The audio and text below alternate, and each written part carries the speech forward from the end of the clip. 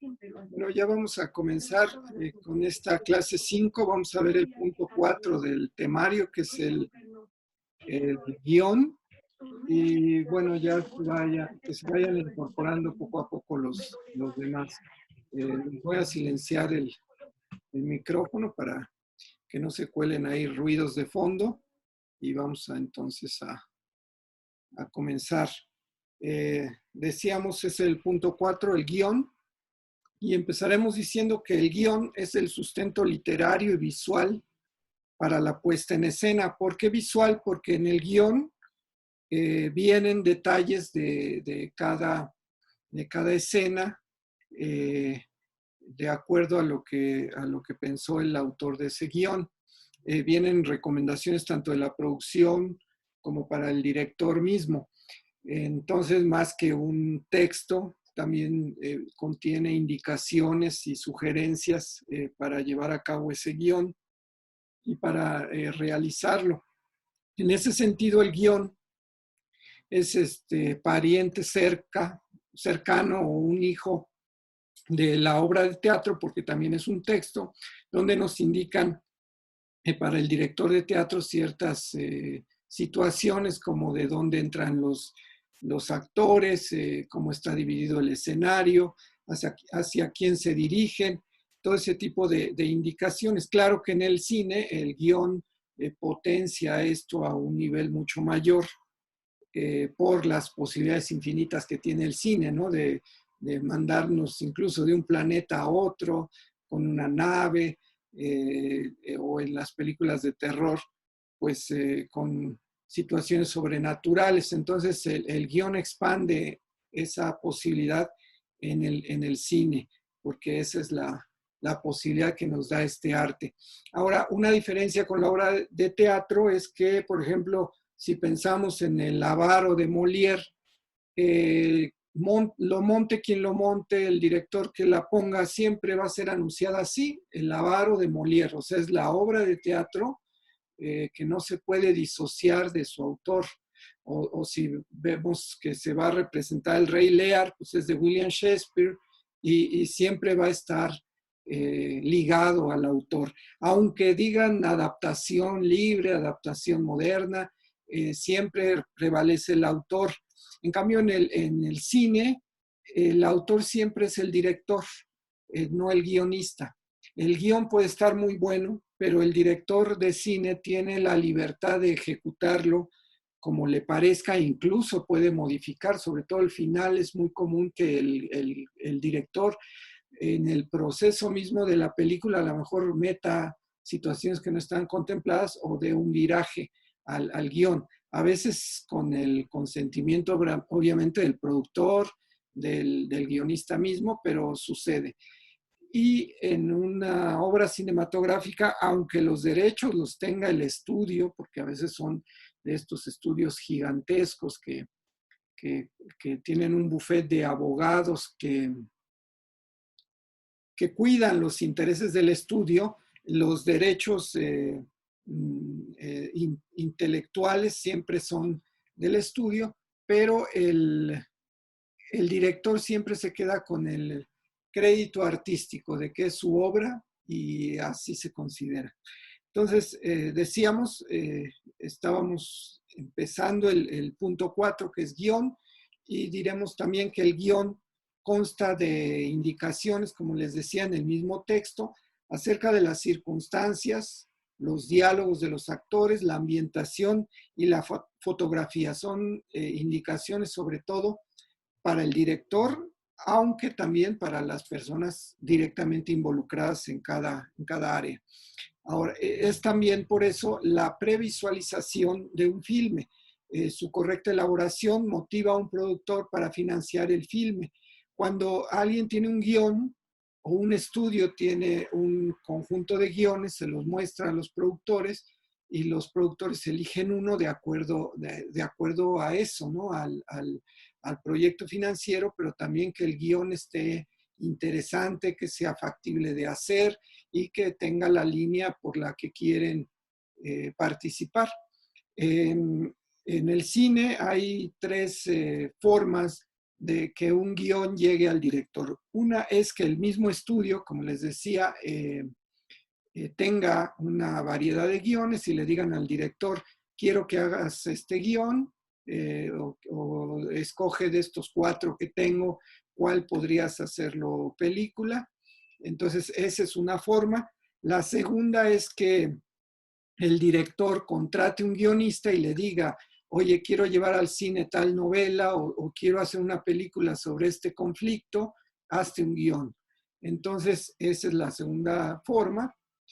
Y la tercera es que el mismo director sea el guionista, ¿no? Y eso se da mucho, por ejemplo, en el cine latinoamericano, porque a veces hay más recursos, hay más proyectos personales donde el director es el mismo guionista y sí lo toma más como su obra muy, muy particular, independientemente de que consiga y debe conseguir financiamiento y productores fuera de él, ¿no? No se puede hacer cargo de todo. Estoy continuamente revisando si alguien más se conecta para admitirlo. Me pregunta Carlos González que si el guión es en cine lo que el libreto es a la TV. Sí, sí, sí, también. Por ejemplo, un programa de los más sencillos o cortos como un sketch cómico tiene su libreto y así vienen indicaciones, los diálogos de los personajes y las indicaciones del director de escena. Entonces, sí, es el equivalente. Sin embargo, en la televisión pasa como en el teatro, que estamos limitados por las 3 paredes que tenemos del escenario y entonces no podemos pedir al director grandes cosas. En cambio, en el cine, pues sí tenemos como que la manga ancha para pedir y de acuerdo al financiamiento, al proyecto y al presupuesto, pues ya se logran o no ciertas cosas. Regresando, bueno, al tema, más prácticamente el guión establece las necesidades que debe satisfacer técnicamente el productor ejecutivo para poner en marcha el diseño de toda la producción, desde la preproducción hasta el montaje mismo. Entonces, esto mismo sí se parece a lo de la televisión, porque efectivamente también en la televisión se siguen esos pasos, pero les digo, siempre consideren que el cine nos da una gama súper alta de posibilidades. Ahora, si la fotografía, habíamos dicho que es el cómo visual que se presenta, ante los ojos del espectador, la dramaturgia, el punto que acabamos de ver la clase pasada, es la representación humana de la película, o sea, lo dramático, lo actoral. Y entonces el guión viene siendo como el qué pasa. Es la historia, es la narración que se nos comunica, el encadenamiento de eventos, sucesión de acciones, de entradas, salidas de personajes en una línea argumental que compone pues la historia misma que estamos contando. Déjenme ver si no se conecta ya nadie más. Bueno. Entonces, bueno, diremos que un guión acertado trata de una historia sólida, compleja, humana, creativa, audaz y original. O sea, debe tener esos elementos para que sea un guión, primero un guión que interese a alguien a producir la película y luego ya un guión que le transmita eso mismo al espectador. Un buen guión sorprende entonces porque narra situaciones novedosas, porque al igual que la buena literatura posee una estructura y una técnica de presentación especial o diferente y motiva el examen de realidades específicamente humanas y trascendentales. Tengan en cuenta que el cine, como mucho del arte mismo, ocupa muchas metáforas. O sea, a veces dirán, bueno, ¿cómo va a haber una situación o va a reflejar una realidad humana si estoy viendo una película de dibujos animados y es sobre animalitos? Bueno, pues esas son las metáforas que ocupa el cine. O sea, a veces nos está mostrando un tema totalmente humano, una situación totalmente humana, de familia, de sociedad, pero a través de otros personajes, ya sea animados o de ciencia ficción o en una galaxia lejana, pero el tema que tratan, el tema de la relación familiar, de la política, del conflicto social, pues es totalmente comprendido en nuestra realidad cotidiana. Ahora, un buen guión sorprende, les decía, cuando es novedoso. O sea, no necesariamente tiene que ser un tema nuevo. A veces el tratamiento, la óptica, es lo que engancha, lo que es, lo que hace que sea diferente esa propuesta. El guión es entonces una buena idea narrativa que admite ser contada con belleza en un lenguaje audiovisual. Esto les decía primero porque ya eligieron ese guión. Una serie de personas decidieron llevarlo a la pantalla, decidieron invertirle y luego ya pues queda el quehacer del director que hace maravillas o no con ese guión. Un guión bueno es aquel que experimenta renovando los tópicos de su género. Es una ruptura con el nivel común de comprensión del tema. Cuestiona y pone a discutir al espectador, quiere reconciliarnos con nuestra inteligencia y nuestros valores y no solo con nuestros sentidos o nuestro estómago. Esto es pensando, por ejemplo, en las películas de terror o en las películas de denuncia de un hecho lamentable, de un crimen, etcétera. Eso, pues quieran que no, sí sentimos ese coraje, ese odio tal vez hacia ciertas personas, personajes de la historia o hechos sangrientos. Entonces, aunque sí tenemos ese sentimiento, para hacer arte debe también explorar otro tipo de cosas. Así como en la ciencia hay paradigmas, también en el cine hay paradigmas, hay cánones. Entonces, cuando llega un guión innovador en un género y rompe con cierto canon o con lo que se hacía de común y da otra forma o muestra una alternativa, pues ese guión hace que la película misma sea diferente y sea considerada como, pues, como un hito, como algo que revolucionó. Entonces ya desde ahí el director tiene interés en agarrar ese guión y lanzarse al ruedo. Un buen guión corresponde, como decíamos, para los que llegaron un poquito tarde, con unos buenos libretos, que son los parlamentos precisos que el actor debe decir en su interpretación. Es el equivalente a la obra de teatro, donde vienen los diálogos de los personajes. Entonces, los puros diálogos, o sea, si tan solo nos centramos en los diálogos, pues los diálogos deben de tener una calidad buena para que la película sea creíble, porque muchas películas se caen con eso.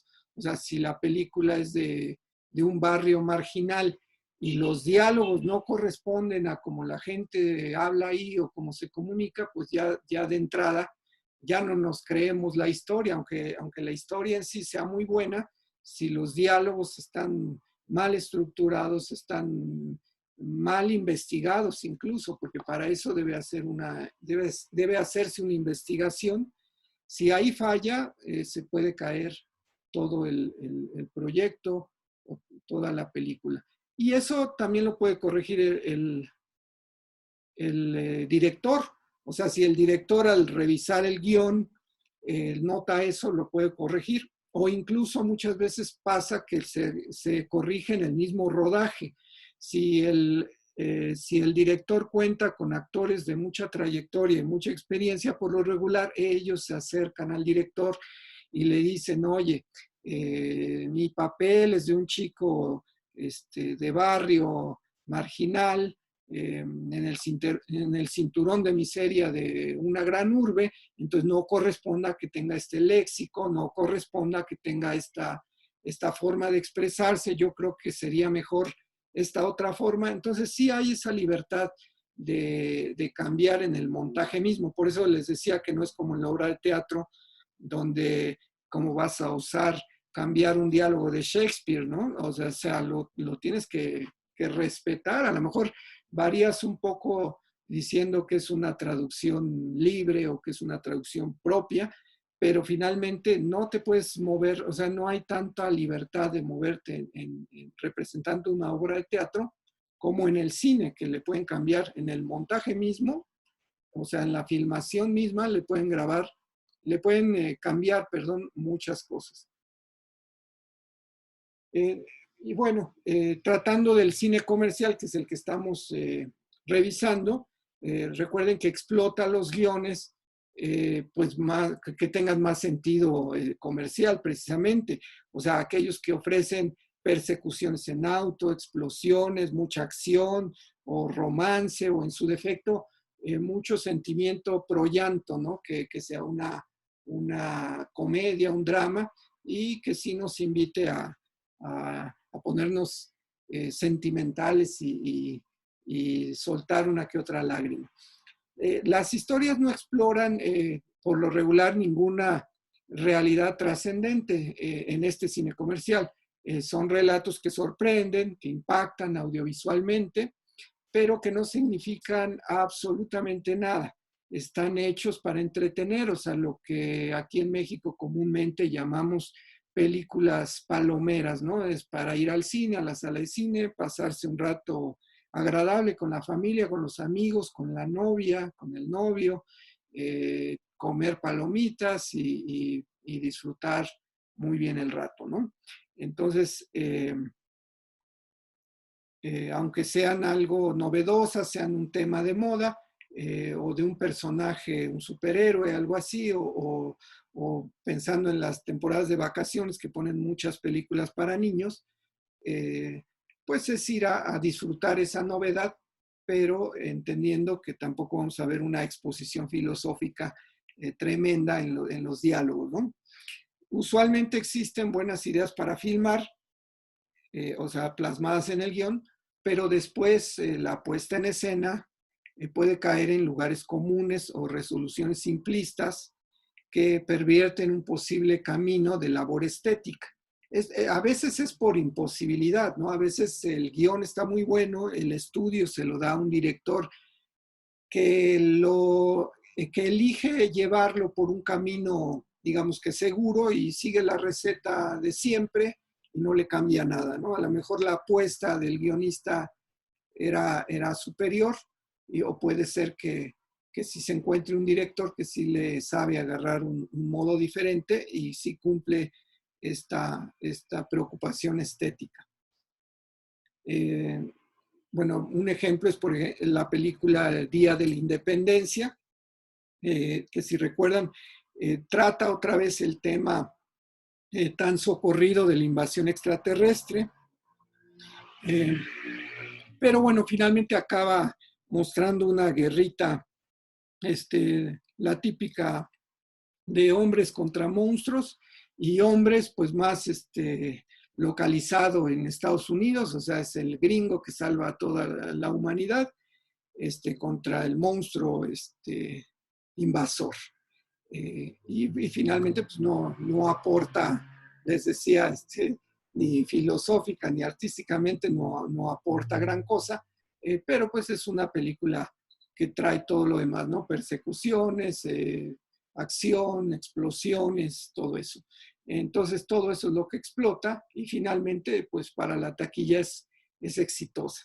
Otra película que a lo mejor recuerdan es la que se llama La Roca, que es un cuento reforzado que mantiene la lógica del espectador adormecida por la continua atención del rescate, pero otra vez vemos a los pocos héroes que salvan a las indefensas víctimas de unos asesinos chiflados. Y claro, por supuesto, otra vez los héroes son marines de los Estados Unidos y la más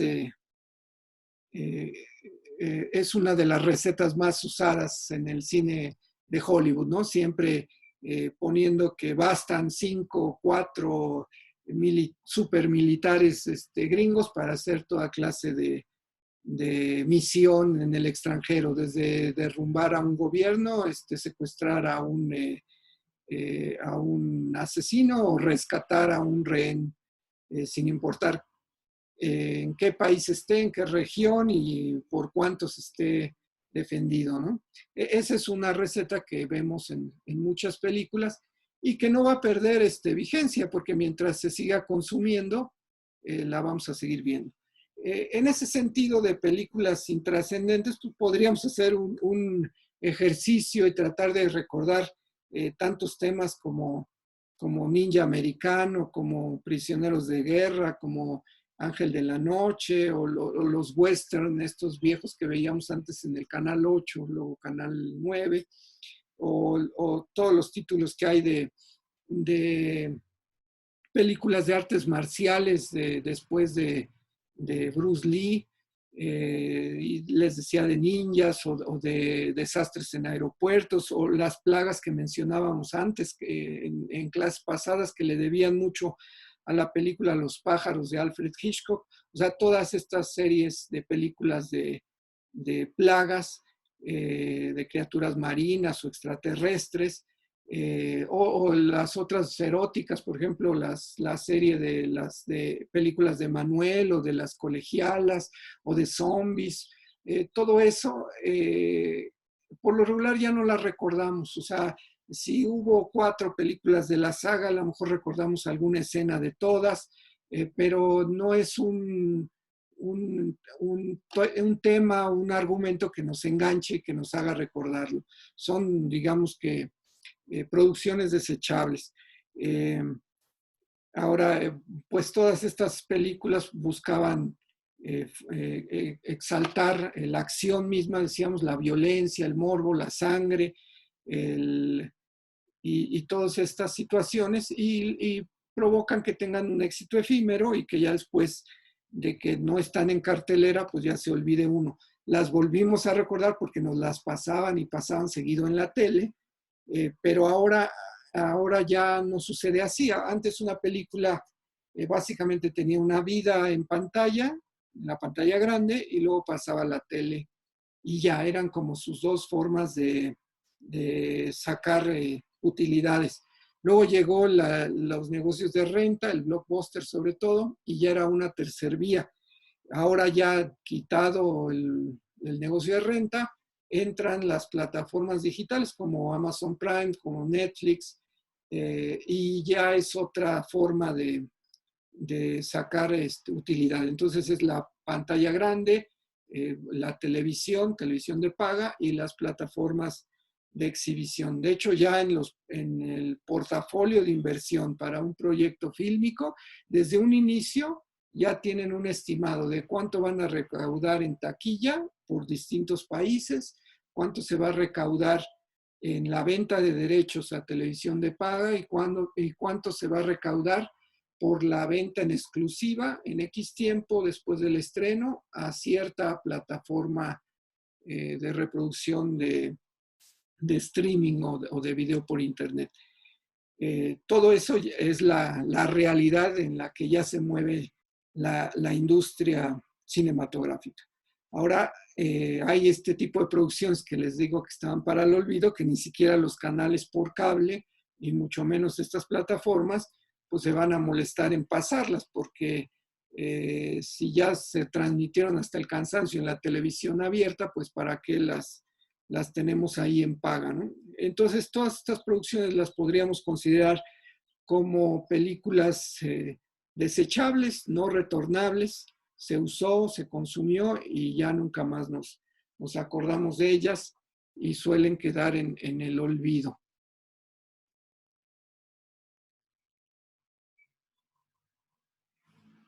Y bueno, los guiones excelsos, al contrario de lo que estamos mencionando últimamente, los guiones excelsos marcan al espectador, y hay ciertos directores que si buscan, que tienen una inquietud de estética mayor, y entonces si buscan estos guiones que les puedan ayudar a que la obra en general marque al espectador. Y entonces se nos vienen a la mente películas como Lo que el viento se llevó, que a pesar de ser una película particularmente larga, nos regaló una visión de la historia y del amor difícil de olvidar. Otra muy recomendable es El Ciudadano Kane, la cual motiva ineludiblemente la reflexión acerca del poder económico, la gloria y el infinito valor del amor y las pequeñas cosas sobre lo económico. Y bueno, ya en nuestro territorio, en Latinoamérica, hay películas que nos quedan en la memoria después de verlas. Una de ellas, La Noche de los Lápices, que es un conmovedor testimonio de los efectos del militarismo en Argentina, cuando lo gobernó una junta militar.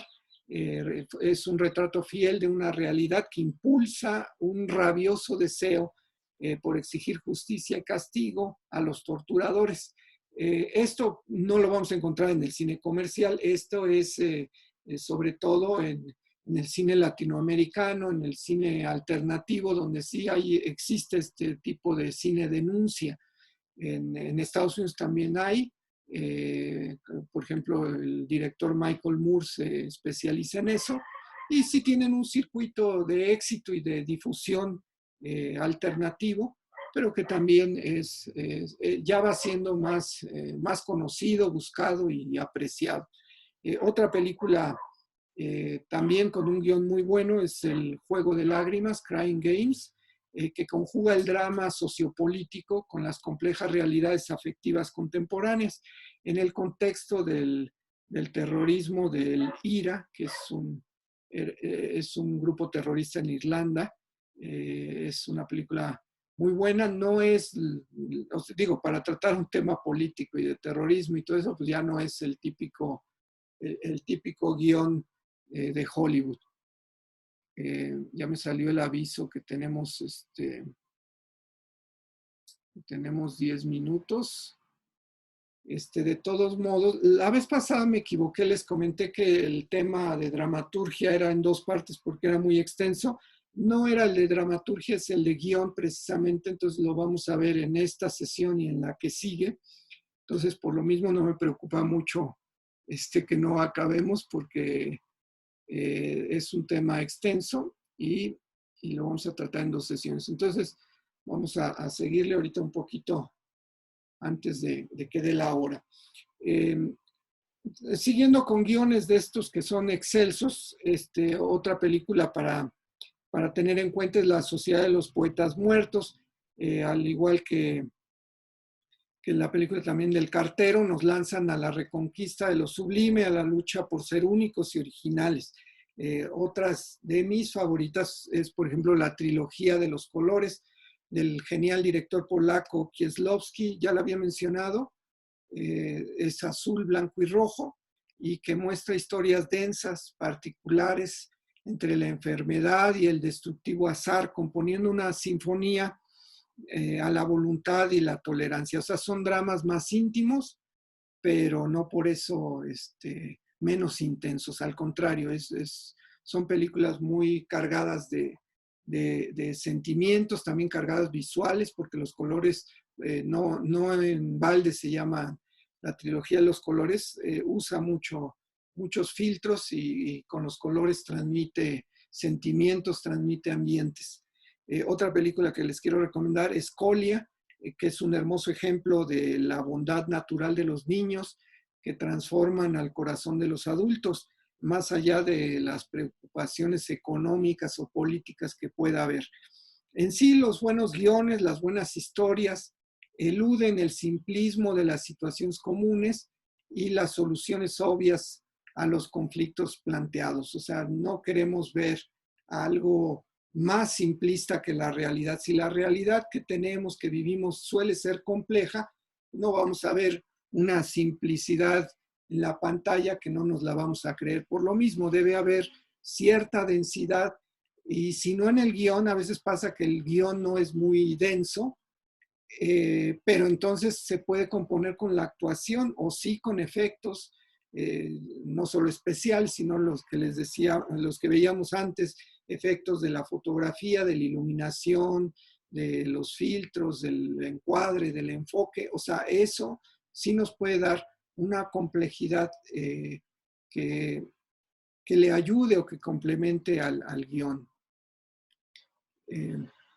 Y bueno, vamos a dejar para la siguiente sesión la revisión de lo que se llama estereotipos argumentales. O sea, son estructuras argumentales muy usadas y también muchas de ellas abusadas.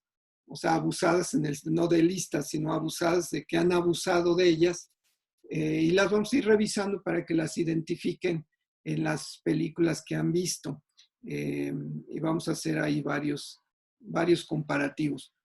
Por lo pronto, les comento que en esta, que quiero estar pendiente del tiempo para que no nos corte abruptamente. Les decía que para esta sesión, la película que les voy a recomendar que vean es de Nine Gate, la novena puerta, aunque en México fue traducida como la última puerta. Ya ven que siempre no traducen literalmente, sino que hay ciertas, bueno, no sé bien cómo le hagan para decidir los títulos. Sé que a veces le cambian el nombre porque ya hay películas que anteriormente salieron con ese nombre, o quieren apoyarse en algo que a lo mejor localmente, por ejemplo, en un país, algún nombre es más, sienten que la gente se va a sentir más identificada y por eso le ponen así. Esta película es del director Roman Polanski, también del director del Pianista, que la vimos, bueno, se la recomendé la vez pasada, y está basada en una novela de Arturo Pérez Reverte que se llama El Club Dumas, y a mi juicio, o sea, se las quiero dejar para que la vean, a mi juicio es de las películas que claramente superan al libro. O sea, incluso yo les digo, si te gustó la película, quédate con la película, no busques el libro porque te va a decepcionar. Porque en el libro se cuentan 3 historias, de las cuales Roman Polanski nada más eligió una, la central, la que valía la pena, y las otras 2 las desechó. Y entonces le quita toda la paja que trae el libro y le cambia el final, porque en la novela original no hay final. O sea, es el típico final que se acaba y no sabes qué, o sea, se acaba el texto, pero no sabes en qué terminó la búsqueda que se da en ella. Y aquí Roman Polanski tiene ese tino de sí darle un final a la historia. Considero que el final es bueno, o sea que sí le hace honor a la historia, y eso es una película buena. Las locaciones en exteriores son buenas, y el tema a mí me gustó mucho. No tuvo mucho éxito comercial, ni la crítica le dio duro cuando salió, ya después como que les fue gustando, pero particularmente es una película muy, muy buena, y fundamentalmente el guión está muy bueno, porque les digo que incluso los diálogos en la novela están muy pobres, están mejor construidos los diálogos para la película. O sea, incluso si ustedes leen la novela, eh, te da otra visión distinta del personaje principal. Eh, eh, está más redondo en la película, aunque en una película tienes menos tiempo para exponer el carácter del personaje. Por eso siento que este es un logro muy resaltable y que supera a la novela. De todos modos, les paso el link, la ven, y ya luego les decía, al final vamos a tener una sesión en la que comentaremos varias cosas de las películas que hemos dejado para armar ahí un pequeño debate. Aquí me pregunta Carlos, bueno, es un comentario, dice, ¿no es el guión parte de la dramaturgia o es un elemento por sí mismo? Fíjate que en el teatro sí se da mucho decir que la dramaturgia es el texto y la actuación del personaje, pero para efectos de cine sí se divide por lo que por lo que les decía, como ya es que el cine es una industria y es una industria globalizada y muy fuerte. Entonces, la industria de los guiones, o sea, hay gente que se dedica a comprar guiones o empresas y tienen 100 guiones en reserva. Y a lo mejor de esos guiones nada más logran colocar el 10%, pero un guión de esos que coloquen con un gran estudio de Hollywood, pues ya les deja muchos dividendos.